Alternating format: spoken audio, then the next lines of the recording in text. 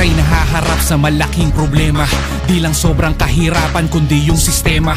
Kanya-kanyang girian, kanya-kanyang sisihan, na ang pinakaugat ay ang katiwalian. Basta nyo ang kalagayan ng ating kababayan, ng dami-daming hikaho sa buhay at kabuhayan, ng daming kriminalidad, kawalang katarungan. Sa tuwing bubuhos ang ulan, baha agad sa lansangan. Huwag nyo sanang kalimutan na kayo ang nilagay ng taong bayan para kayo po magsilbi nilang kamay. Subalit at bakit nagtatanong kapansin-pansin ay sa halip na ginhaway, hirap sakit ang binibigay. Na ang realidad, hayag na yan ngayon.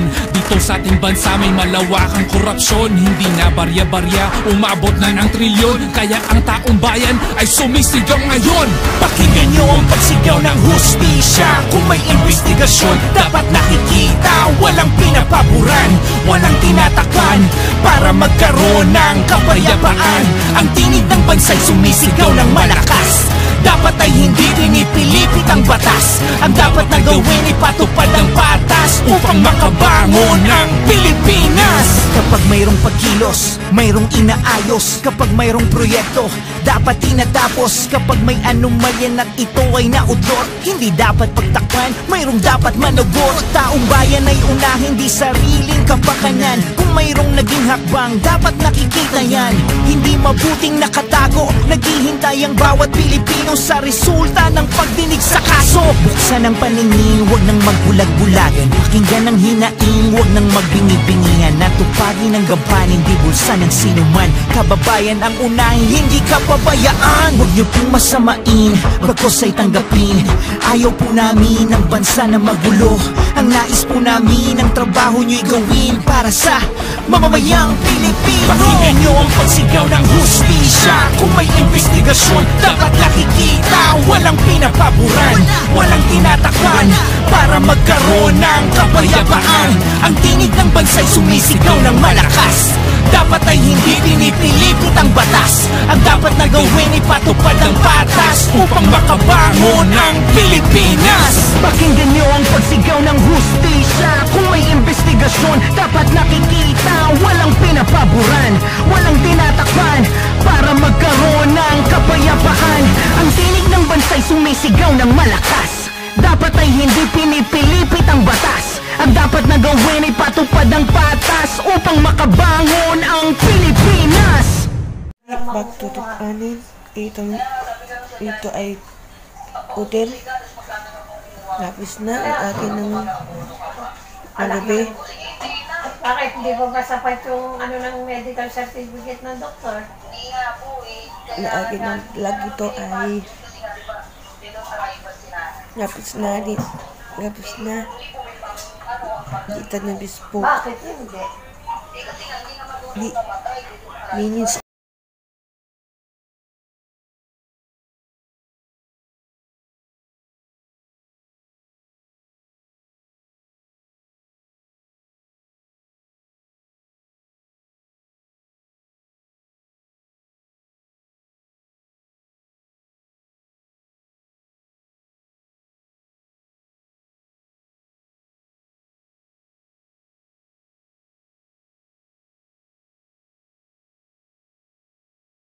Pagtutupanin ng huwi na. Tapos na ay dali. Akin na yung si Pogi. Ayan. Akin ay tourist card. Ari-ari, pasoyo ako 708. Luggage card. 708 luggage card, pasoyo. Nasaan si ate? Dito ay Makami naman 708 luggage card. Ha? Kami. Sige sir, may kupon ka. Hindi, talaga. Friday. Huli mo yung Jemo the phone. ubod na. Nauwi na. Akin na. Pagkos na. Tapin na. Uy, dito. Tapin na. Tapin na. Hindi dali. Mimimanan. Take 3. Na mo, ngabas na. Ningis na. Ada ingabas ay akin, haya ng ito. Ng PPM ng ito na. Nabulong na. Love, John. Namin lapat po ay Click to Tipton o at YouTube and watch it. In namin dapat po.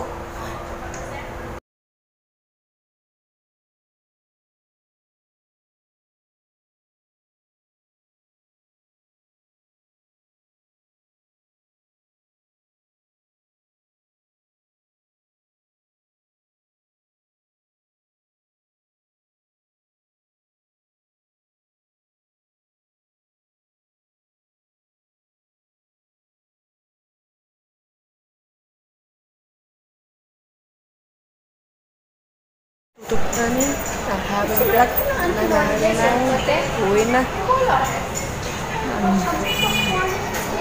Linis ng halat na aking puno. Ang gawa ni Dod. Nandiyan natin at nawa ko. Goodbye. See you sa dating. Ay po. Pero namin natin kaban tutograph din ang vlog ay tutograph dito po ay lahat namin lapit po ay namin dapat po uot ang aling kapunta hanip at besa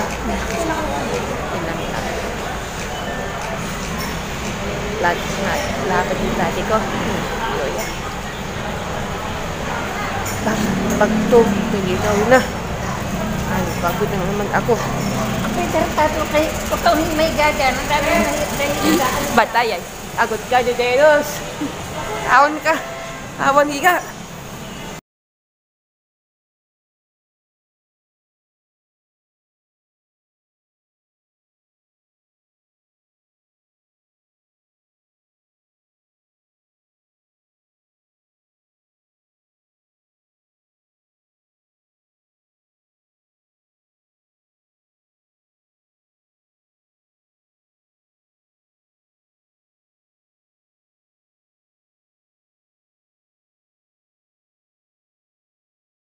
Tutupanin ang hawin vlog na uwi ako ay ni bahay atin.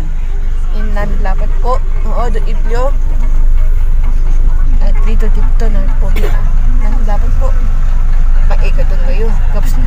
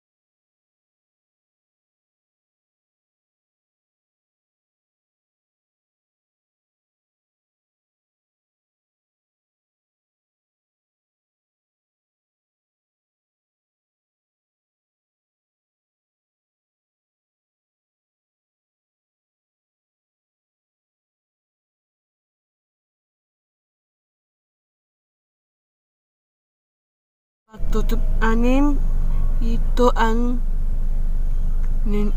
nanalangin aking bulong. Wala ba? Ito tita din.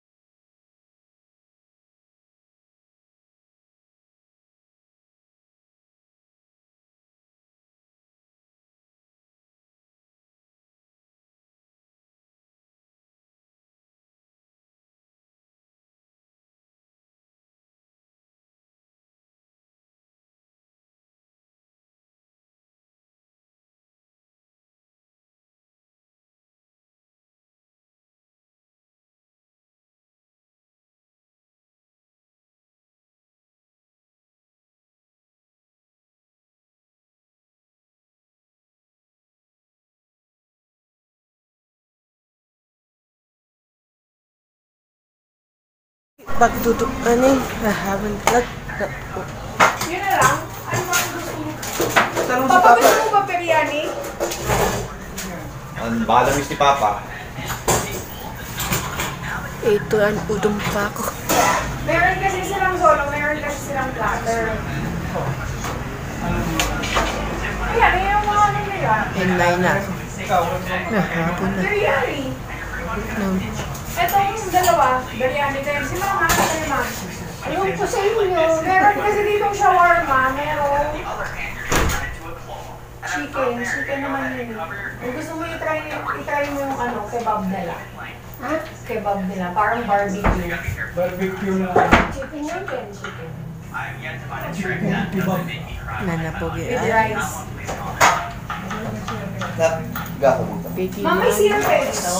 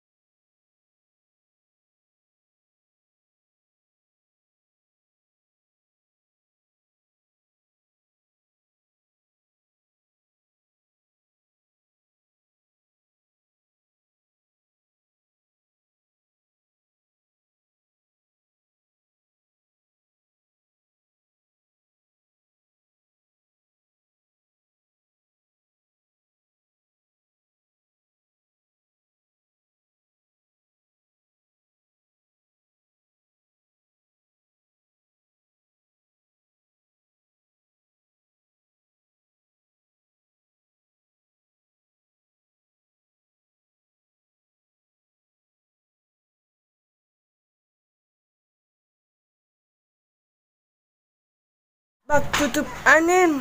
Ay, nangamay ng manok. Adi ng manok. Dito na titon.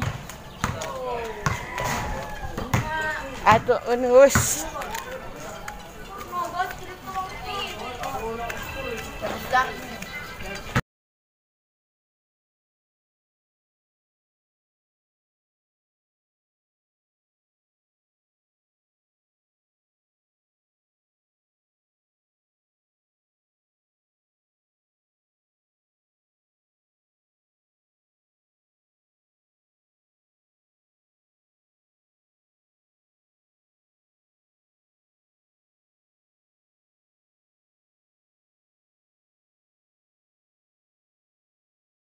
Bagtutup anin.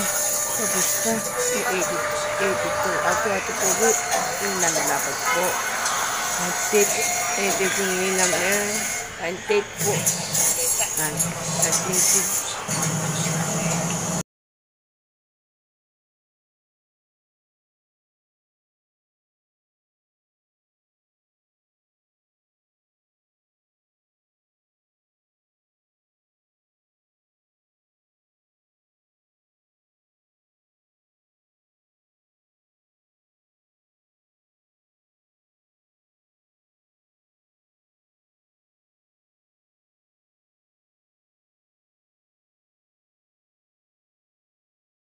Ito ang tinig ng nagkakaisang bansa, pananagutan ng angat ng bawat isa. Sana'y ating makamtan ng kapayapaan para sa kaunlaran.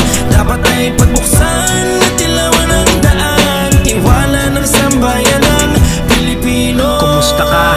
Mukhang hindi mabuti ang masaganang ani. Bakit ngayon ay butil? Bakit ganto Pilipinas? Pilit ka nilang pinipilas, dami na pinili lumikas, halos napipit umiwas. Ating natutuhayan, mga nasa taas ay nagbabangayan, nililihis mga talakayan, mga hugas kamay, teka tama ba yan? Mapakasakit ang mamamayan, balutot ang katwiran at patakaran. Sawan ako sa gatong kalakaran, boses na lang ang pamamaraan. Di karapatan, hindi para sa personal na interes. Kung walang tinatago, bakit kami maiinis? Kasi imbes masumpungan na ng bansa ang katarungan, ang mga naiiwan sa atin ay katanungan. Kung walang tinatago, hindi dapat itago. Ang paglilitis ay dapat hayag sa mga tao. Taong bayan ang dapat nilang higit na iniisip. Bakit ang taong bayan ang maraming iniisip? Kayong nasa taas, kami nasa baba. Mas malawak ang tanaw kung nagpapakumbaba. Sa inyo po namin pinagkatiwala ang pag-asa. Kamtansa na namin ang gusto naming matamasa kaunlaran. Ito ang tinig ng nagkakaisang bansa, pananagutan ng angat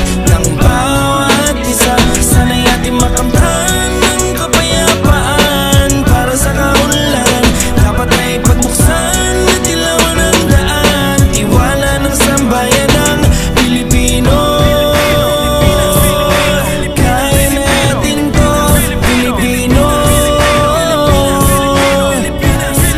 Pilipino.